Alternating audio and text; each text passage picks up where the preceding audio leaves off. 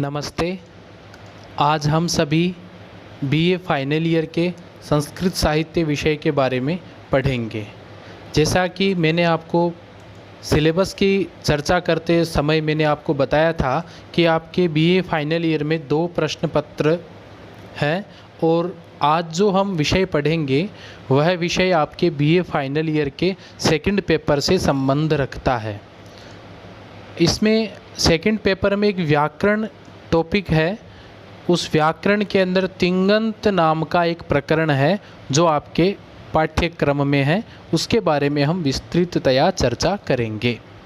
तो सबसे पहले मैं आपको बता दूं कि तिङन्त होता क्या है और तिङन्त प्रकरण पढ़ने से आप संस्कृत के अनुवाद बनाते समय आप किस प्रकार से तिङन्त प्रकरण का प्रयोग कर सकते हैं, उसके बारे में विस्तृत चर्चा हम इस कक्षा में करेंगे। तो सबसे पहले मैं आपको बता दूं कि जैसे अनुवाद बनता है तो अनुवाद बनाते समय आपको एक बात का ध्यान रखना होगा। जैसे आप देख पा रहे हैं कि ये एक स्लाइड है जिसमें एक हिंदी का वाक्य है, राम गांव जाता है। ये वाक्य है राम गांव जाता है। तो इस राम गांव जाता है इस वाक्य में राम है वो कर्ता है, गांव है वो कर्म है, जाता है वह क्रिया है। ये बात एक सामान्य बात है। सभी भाषाओं में कर्ता, कर्म और क्रिया सामान्य रूप से आते हैं। तो हिंदी का जो वाक्य है इसको जब हम संस्कृत में जब इसका अनुवाद करेंगे, ट्रांसलेशन करेंगे, तो देखते हैं क्या बनेगा। तो देखिएगा आपके सामने ये बनेगा रामः ग्रामं गच्छति। अर्थात जो राम गांव जाता है इस वाक्य में राम करता है, उसका बनाया हमने राम है। क्या बनाया? राम है। और जो कर्म है, कर्म का हमने बनाया ग्रामम। और जो क्रिया है और उस क्रिया का हमने क्या बनाया? क्रिया का हमने बना दिया गच्छति। तो इस प्रकार से राम है ग्रामम गच्छति, ये आपका संस्कृत अनुवाद बनाने की प्रक्रिया होती है। तो आप देख सकते हैं कि हिंदी वाक्य से संस्कृत अनुवाद बनाते समय कुछ परिवर्तन होते हैं। जैसे राम गांव जाता है, इसमें कर्ता का हमने रामः लिखा है, गांव का हमने ग्रामम लिखा है और जाता है का गच्छति लिखा है। एक सिस्टम के हिसाब से हमने, ऐसा नहीं अब राम शब्द राम है, रामो रामाः, रामम रामो रामान, बहुत सारे शब्द रूप बनते हैं, पर हमने राम ही लिखा है।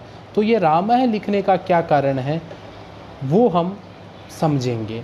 तो अब देखिएगा, एक शब्द है पद। ये बहुत महत्वपूर्ण विषय है कि संस्कृत में पद किसको कहते हैं। पद की परिभाषा है सुप्तिङन्तम पदम।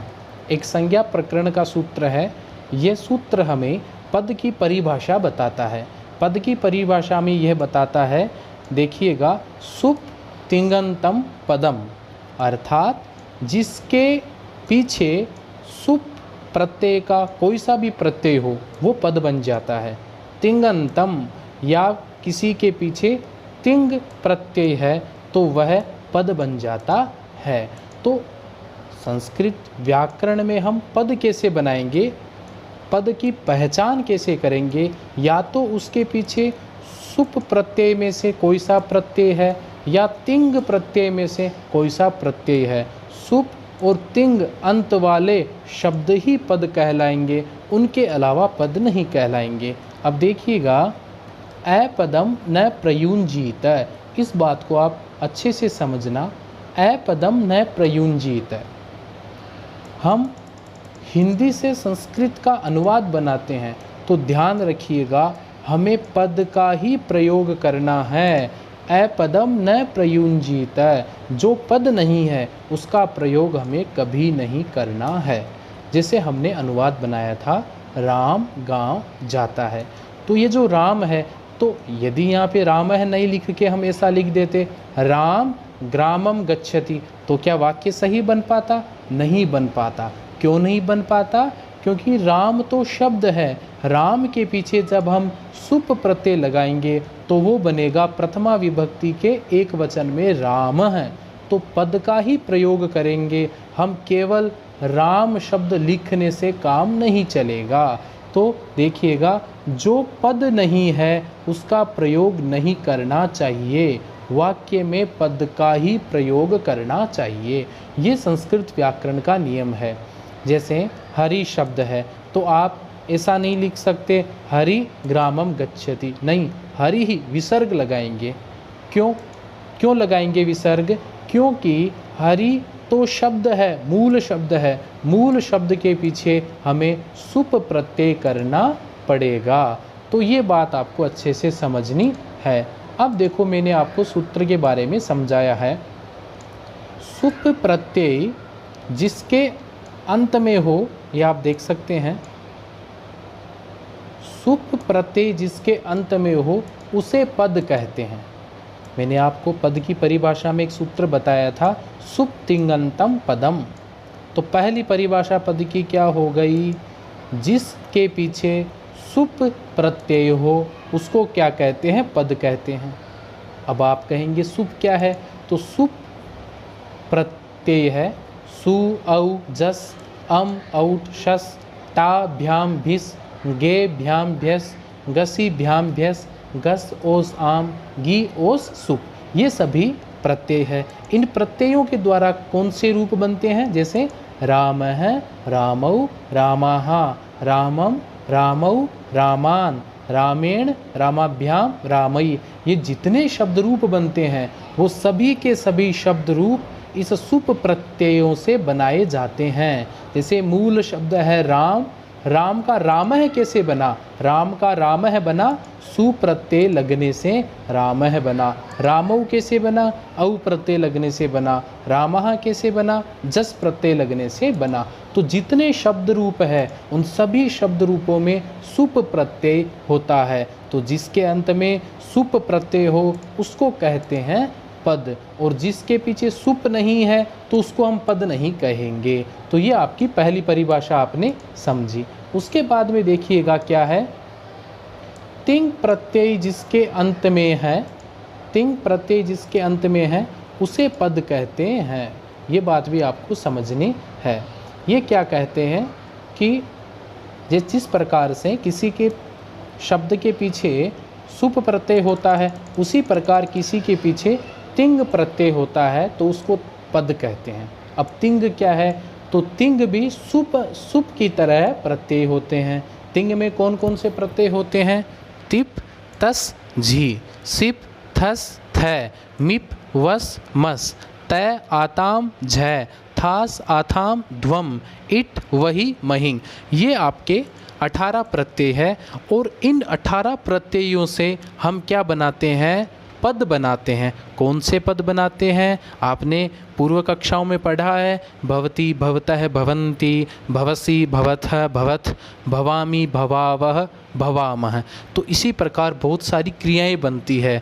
तो जितनी भी क्रियाओं के पद है वो सभी तिङन्त प्रत्ययों से बनाए जाते हैं। तो ये बात आपको समझ लेनी चाहिए कि जितने शब्द रूप है वो सभी सुप प्रत्यय से बनाए जाते हैं, और जितने क्रियाओं के रूप है गच्छति गच्छतः गच्छन्ति, पठति पठतः पठन्ति, ये सब के सब आपके तिंग प्रत्ययों से बनाए जाते हैं। तो दो प्रकार से पद की मैंने आपको परिभाषा बताई, सुप प्रत्यय अंत में हो या तिंग प्रत्यय अंत में है। तो अब देखिएगा, राम जो करता है, राम कर्ता का हमने क्या बनाया? राम है बनाया, सीधा राम नहीं लिखा। क्यों नहीं लिखा? क्योंकि हमें पद का ही प्रयोग करना है। अपदम वाक्यम न प्रयुंजीत। राम का पद कब बनेगा? जब इसमें सुप्रत्यय लगा, तो राम है बन गया। इसी प्रकार गांव में हमने ग्रामम द्वितीय विभक्ति लगाई, इसमें हमने सिर्फ ग्राम नहीं लिखा। क्यों नहीं लिखा? क्योंकि इसमें सु अवजस अम प्रत्यय कर दिया। ग्राम शब्द के अम प्रत्यय लगते ही ये क्या बन गया?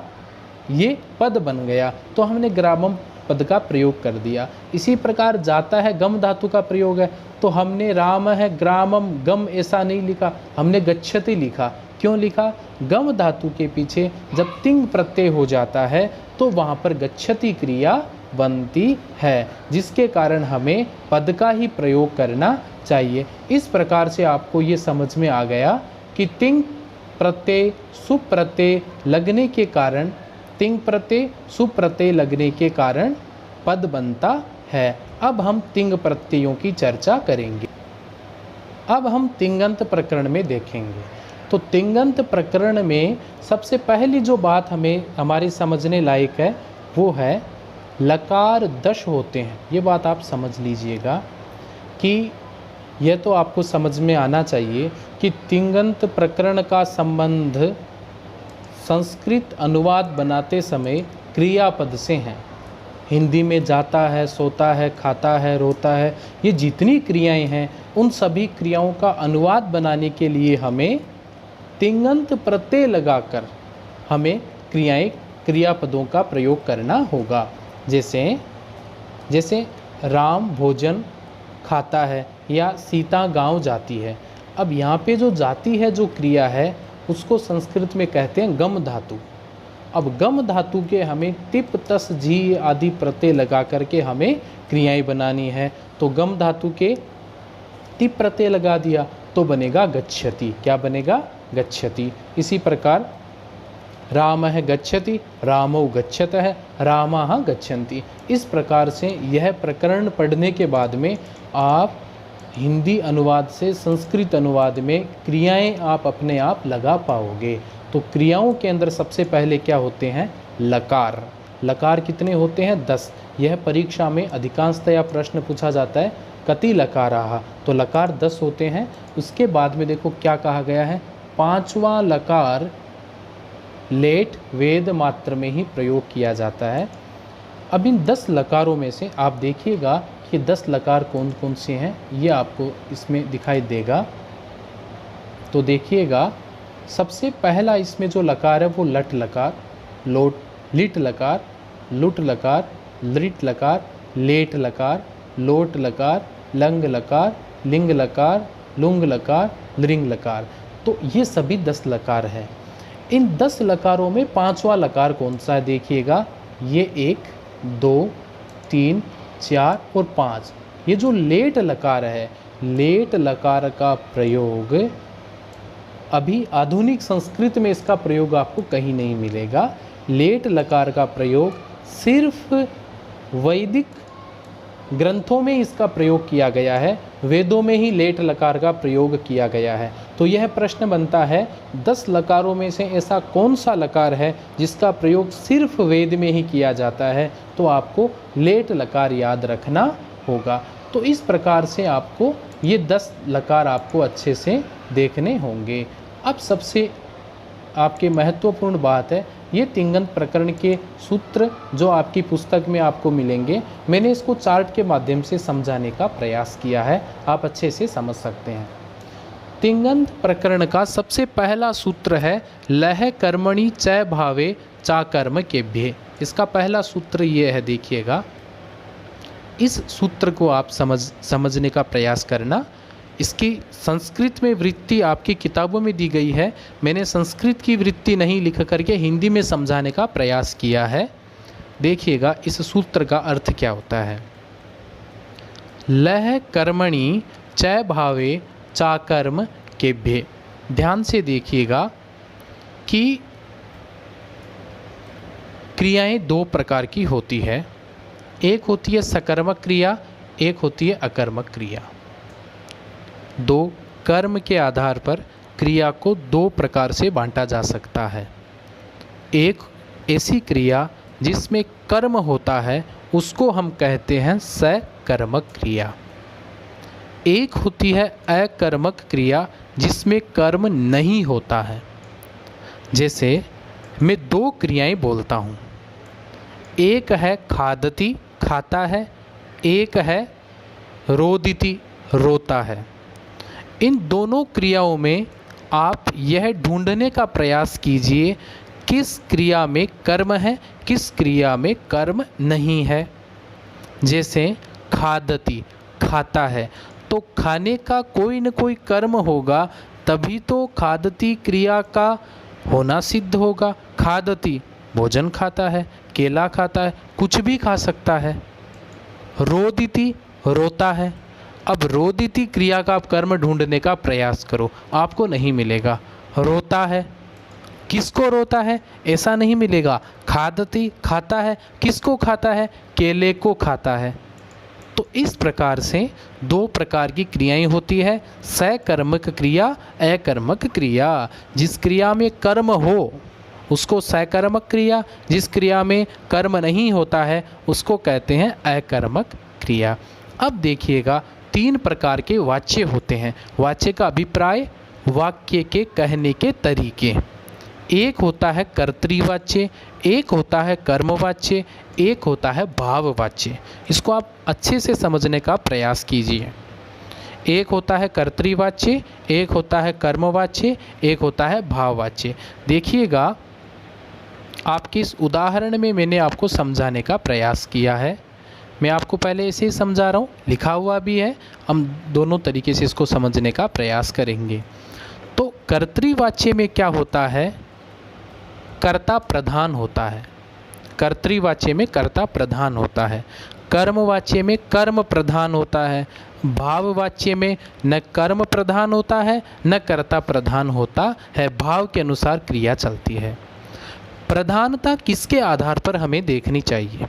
जैसे एक वाक्य बोलता हूँ, राम गांव जाता है। जैसे बालक गांव जाता है, इस वाक्य में क्रिया किसके अनुसार चली, बालक के अनुसार। बालक जाता है। यदि बालक की जगह में सीता कर दूं तो जाती है हो गया। यदि यहाँ पर बहुत सारे बालक कर दूं तो यहाँ पे जाते हैं हो गया। तो ये जो क्रिया है वो कर्म के अनुसार परिवर्तन हो रही है। कर्म कर्ता पुल्लिंग था इसलिए क्रिया भी पुल्लिंग हो गई। कर्ता एकवचन था तो क्रिया भी एकवचन हो गई।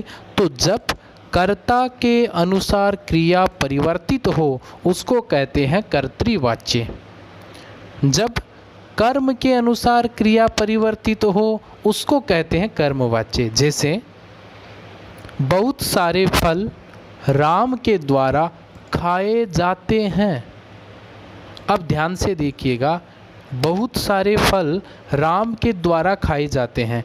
इस वाक्य में राम करता है, कर्म बहुत सारे फल है और खाए जाते हैं। हालांकि आप ये कह सकते हो इसमें कर्ता तो राम एक वचन है तो खाया जाता है ऐसा बनना चाहिए, पर नहीं बना। क्यों?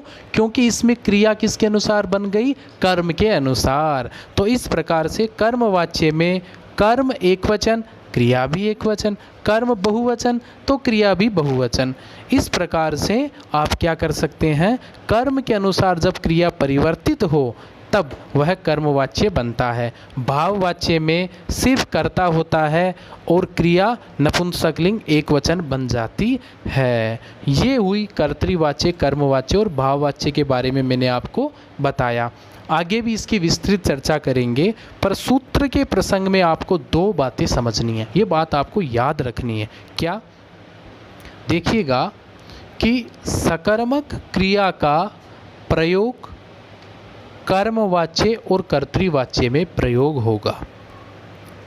याद रखो, सबसे पहले हमें देखना है क्या इस क्रिया का कर्म है या नहीं है।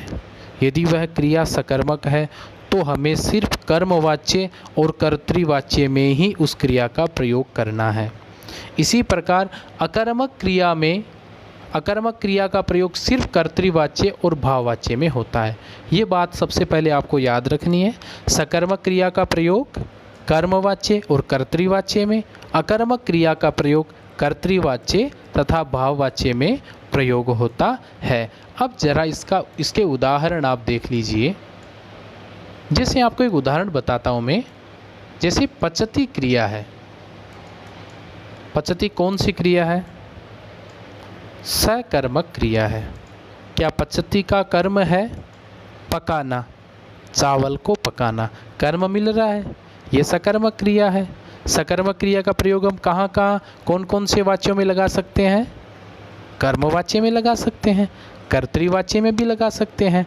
चलो सबसे पहले हम क्या करते हैं, सकर्मक क्रिया पच धातु है ना, इसका हम कर्तृवाच्य में प्रयोग करते हैं। जैसे ये देखिएगा, रामः तंडुलम पचति, ये कर्तृवाच्य है। रामः तंडुलम पचति, ये कर्तृवाच्य है। अब यदि यहाँ पे रामौ हो जाता तो पचतः बन गया, यदि यहाँ पे रामाः हो जाता तो पचंती बन जाता। कर्ता के अनुसार क्रिया चल रही है ना, इसलिए इसको क्या कहते हैं, कर्तृवाच्य कह सकते हैं। आप देखते हैं जितने भी सामान्य वाक्य होते हैं उन सबको कर्तृवाच्य कहते हैं। अधिकांशतया हम कर्तृवाच्य का ही प्रयोग करते हैं, है ना। चलो, इसके बाद में तो सकर्मक क्रिया पच धातु है, उसका प्रयोग कर्तृवाच्य में हमने कर दिया। इसके बाद में देखते हैं कर्मवाच्य। तो कर्मवाच्य में देखिएगा, रामेण तंडुलम पच्यते। अब पच धातु है, वो जो सकर्मक क्रिया है, उसका प्रयोग कर्मवाच्य में किस प्रकार से होगा। अब देखो, कर्मवाच्य में क्या होगा, रामेण तंडुलम पच्यते, राम के द्वारा चावल पकाए जाते हैं। अब इसमें रामेण में, रामेण क्या, कर्ता का तृतीय विभक्ति में परिवर्तन हो गया, और यहाँ पे पच्यते, अब यहाँ पे किसका प्रयोग, कर्मवाच्य में पच धातु का प्रयोग कर दिया।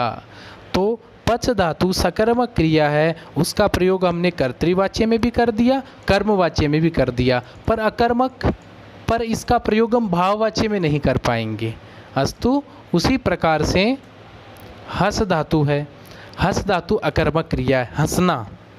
तो हंसने का कर्म ढूंढो, राम हंसता है, तो राम किसको हंसता है, कर्म नहीं मिलेगा, तो ये क्रिया क्या है, अकर्मक क्रिया है। और अकर्मक क्रिया का प्रयोग कहाँ कहाँ प्रयोग कर सकते हैं हम, अकर्मक क्रिया का प्रयोग हम कर्तृवाच्य और भाववाच्य में ही कर सकते हैं, इसका प्रयोग कर्मवाच्य में नहीं कर सकते। तो देखिएगा, हस धातु अकर्मक क्रिया, राम है हसति, राम है हसति कर्तृवाच्य में बन गया। रामेण हस्यते भाववाच्य में बन गया, रामेण हस्यते भाववाच्य में बन गया। पर देखिएगा, हस अकर्मक क्रिया का न तो प्रयोग कर्तृवाच्य में, कर्तृवाच्य में भाववाच्य में, कर्मवाच्य में इसका प्रयोग नहीं है। ये देखिएगा, कर्तृवाच्य में क्रिया कर्ता के अनुसार चलती है, ये मैं आपको बता चुका हूँ। कर्मवाच्य में क्रिया कर्म के अनुसार चलती है, ठीक है। भाववाच्य में क्रिया प्रथम पुरुष एक वचन में ही रहती है। इस प्रकार से मैंने आपको वाच्य बताने के प्रयास किए। और लह कर्मणि च भावे चाकर्म केभ्य सूत्र का अर्थ क्या हो गया कि जितने भी सकर्मक क्रियाएं हैं उनका प्रयोग कर्मवाच्य तथा भाववाच्य, कर्मवाच्य तथा कर्तृवाच्य में, और अकर्मक क्रिया का प्रयोग कर्तृवाच्य तथा भाववाच्य में प्रयोग होगा। अब आगे देखते हैं। अब ये देखिएगा, ये देखो कर्तृवाच्य का चार्ट है। तो कर्तृवाच्य में क्या होता है, जैसे राम है पुस्तकम पठति, ये वाक्य बनाया, जैसे राम है पुस्तकम पठति, और सीता ओदनम पचति, बालकाः क्रीडन्ति, बालकौ गृहं गच्छत। सीधी सी बात यही है कि कर्तृवाच्य में कर्ता में हमें प्रथमा विभक्ति लगानी है, कर्मवाच्य में द्वितीय विभक्ति लगानी है, और क्रिया में कर्ता के अनुसार क्रिया हो जाएगी। जैसे राम है पुस्तकम पठति वाक्य है, इसमें कर्ता कौन है, राम है, तो हमने प्रथमा विभक्ति लगा दी, राम है। कर्म क्या है, कर्म इसमें पुस्तक है, तो पुस्तकम द्वितीय विभक्ति लगा दी, क्रिया इसमें पठति है। इस प्रकार से कर्तृवाच्य में आप देखिएगा, जितने भी ये उदाहरण है इन सभी में क्या होता है, कर्ता के अनुसार क्रिया चलती है। राम है पठति, रामौ पठतः, रामाः पठन्ति, ये सब आपका क्या है, ये कर्तृवाच्य है। इस प्रकार से कर्मवाच्य में क्या होता है, कर्मवाच्य में पूरा परिवर्तन है। कर्मवाच्य में आपको क्या करना है, कर्तृवाच्य में आप क्या करते थे, कर्ता में प्रथमा विभक्ति करते थे, परंतु कर्मवाच्य में कर्ता में आपको तृतीय विभक्ति करना है। ये बात आपको समझने की है। जैसे वहाँ बनता था राम है पुस्तकम पठति, वहाँ पे राम कर्ता का राम है बन रहा था, यहाँ पे राम है नहीं बनेगा, यहाँ पे रामेण बना है। क्या बना है यहाँ पे, रामेण, इसलिए क्या है, कर्ता में तृतीय विभक्ति होगी।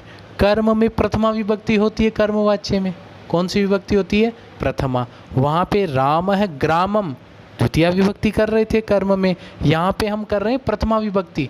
पुस्तकम पुस्तके पुस्तकानि, पुस्तकम पुस्तके पुस्तकानि, प्रथमा द्वितीय में पुस्तकम पुस्तके पुस्तकानि बनता है ना। तो इसमें पुस्तकम में किसका प्रयोग किया गया है? प्रथमा विभक्ति का प्रयोग किया गया है। तो कर्तृवाच्य में कर्म में द्वितीय करनी है और कर्मवाच्य में कर्म में प्रथमा विभक्ति करना है, ठीक है।